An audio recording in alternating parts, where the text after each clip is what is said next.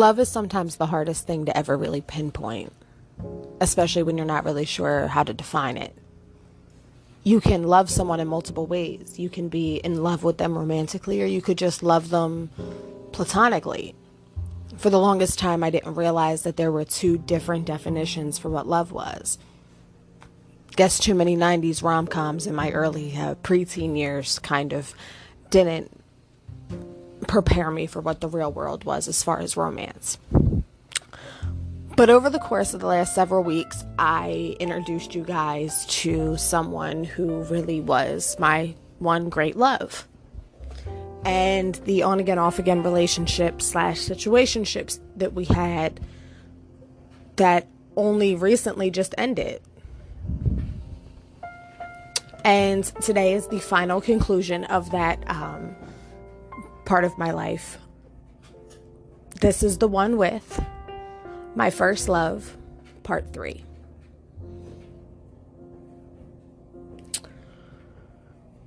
So, after our last attempt at a relationship, I had moved on. I had been in a serious relationship with someone for a number of months, was practically engaged to get married to them myself, and then my world came crashing down. My girlfriend took me out for drinks and dinner and broke up with me. After enduring months of emotional and physical abuse and not even really being able to handle where my mind was at that time and all of this emotional baggage and shit that had happened, I wasn't really prepared for that relationship to be over because I had invested so much into it. So, long story short, we broke up. And I went home that night and honestly considered suicide. Not because the relationship itself was over, but because I had completely altered my entire person to be with her.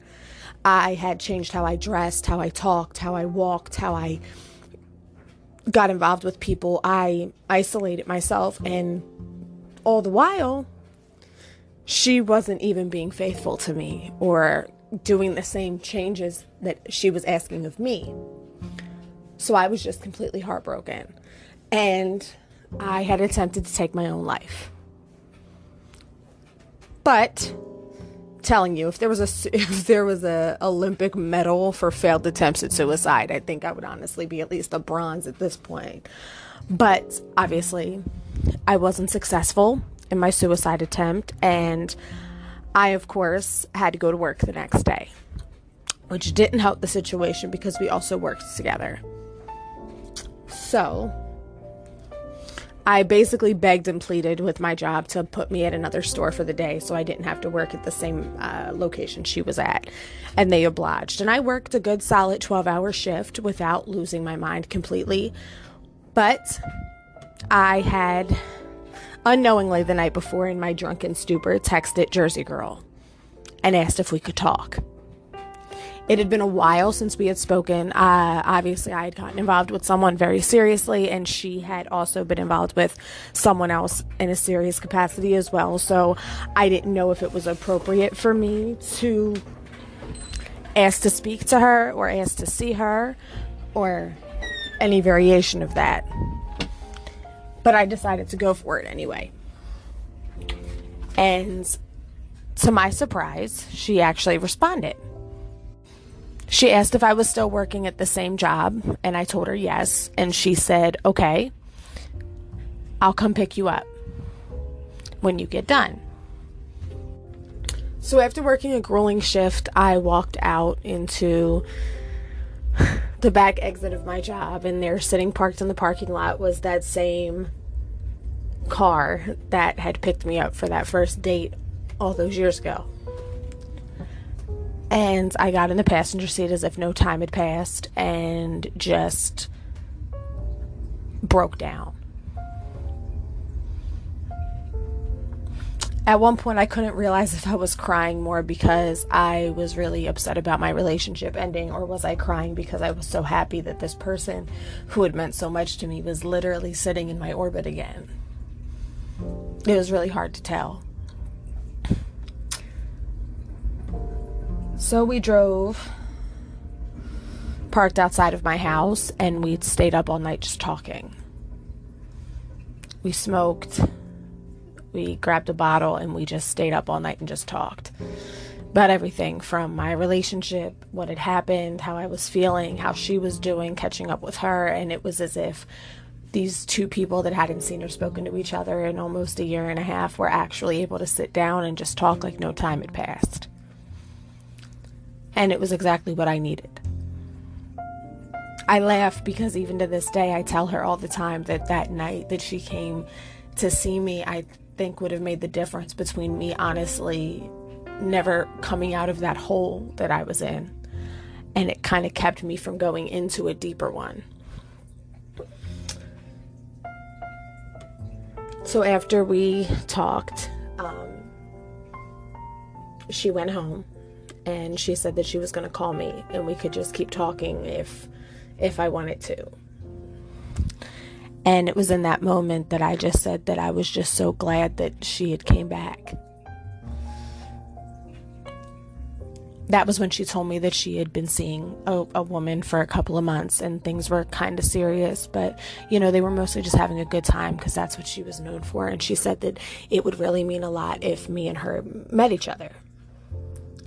So she said, when you get done work tonight, go home, get yourself dressed, and we'll go hang out and you can meet her.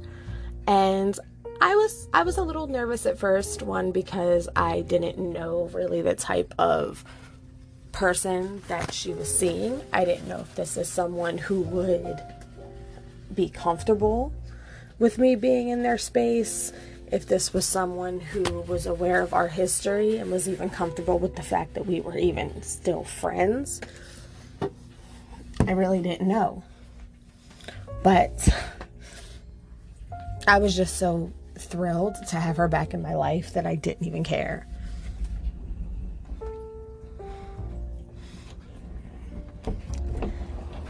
And so that's what we did.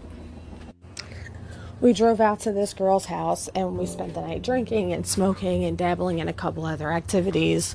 And it was just nice. Like, the girl wasn't like mean or awful or anything. She wasn't like aggressive or anything. And it was just really nice to kind of just be back in a space that I felt comfortable. And I never felt as comfortable as I was than when I was with her. So a couple of weeks passed, about a month, and we were still hanging out and doing stuff like we used to. We would stay up all night and talk. We'd listen to music. We'd smoke. We'd drink. We'd just really vibe out. And it was just nice to have that part of me kind of back. And then her and the girl she was seeing decided they weren't going to see each other anymore.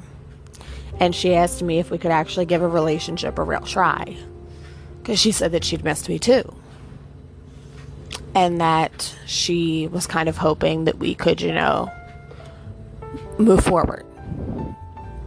And I went for it. I did. I had been waiting to hear those words from her for a very long time.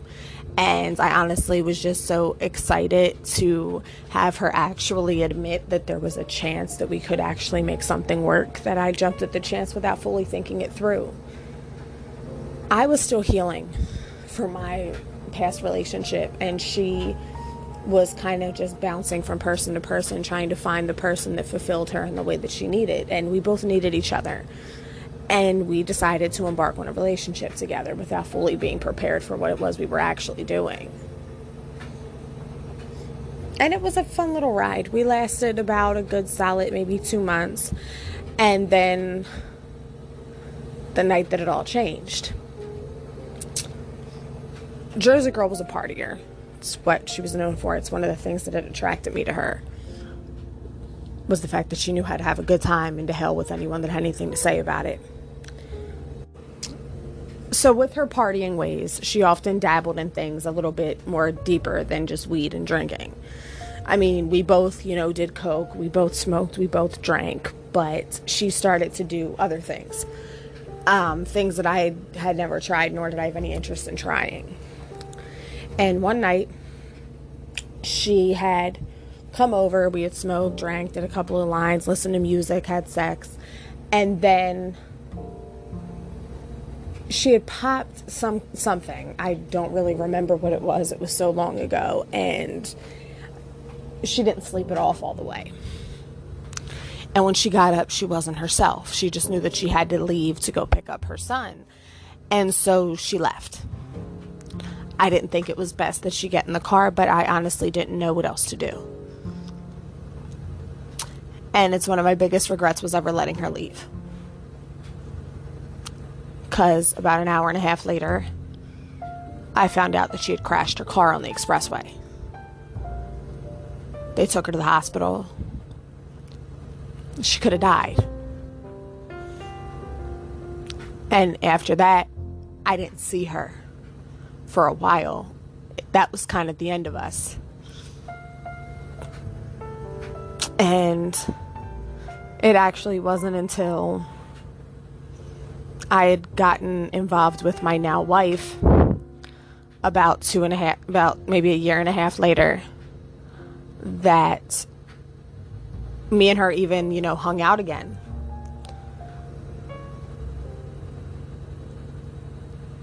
We never had closure for what happened the night that she crashed her car. We never had closure from the mini relationship that we had. It was just never finished. And I got with my fiance. She was invited to our engagement party. She was invited to our wedding. We got married. She's been to the house. She's played with my kids. And we're still very close.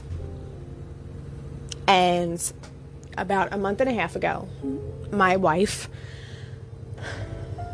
went away for training for a job that she had had an opportunity to work.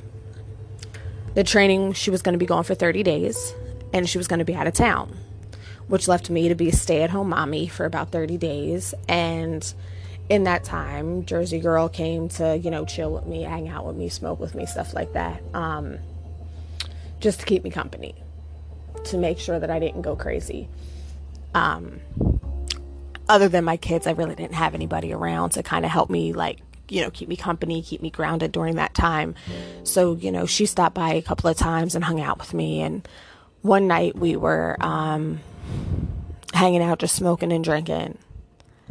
And I knew she was fucked up. And I knew because she started talking about everything we'd been through, every situationship, every moment we had. And she had told me that she still had feelings for me.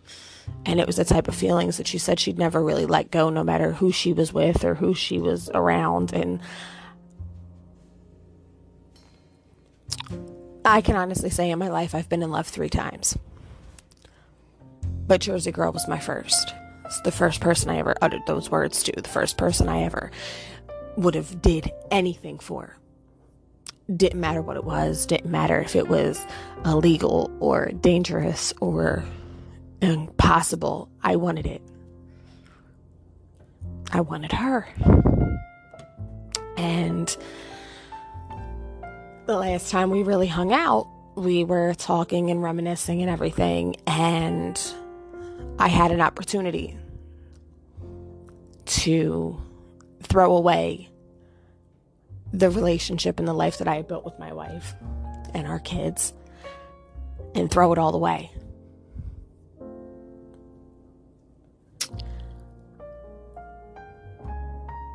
And I wanted to. For a moment, I actually contemplated it.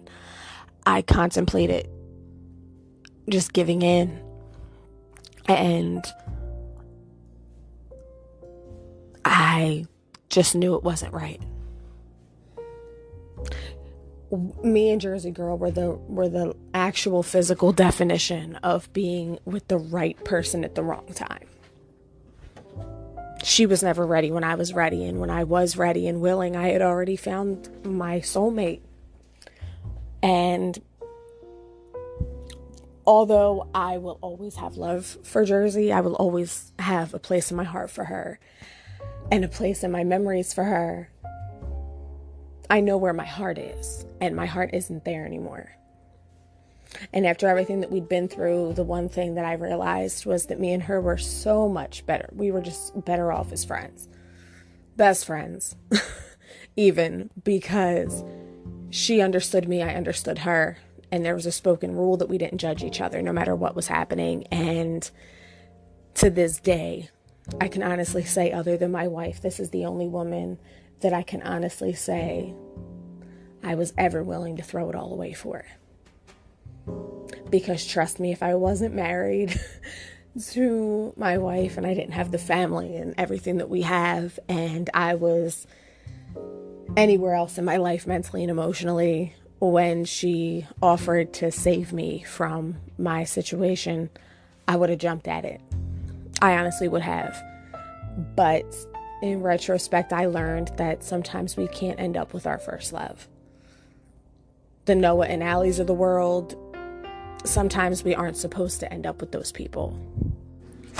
But as is every episode that I post on this series, I try to think of the bright side, the lesson learned.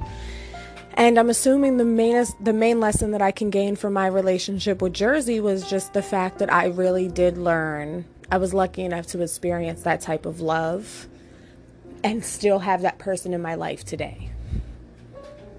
And I learned what the right type of love was and what the wrong type of love was being with her. And I don't regret it, not for a second. I don't regret introducing her to my wife. I don't regret our kids interacting with each other. I don't regret it, because this is someone that saw me through almost 6 years of my life and has grown with me and has seen me go from, thotty little party girl to a parent. Has really seen me change and can honestly sit there and say that I have changed.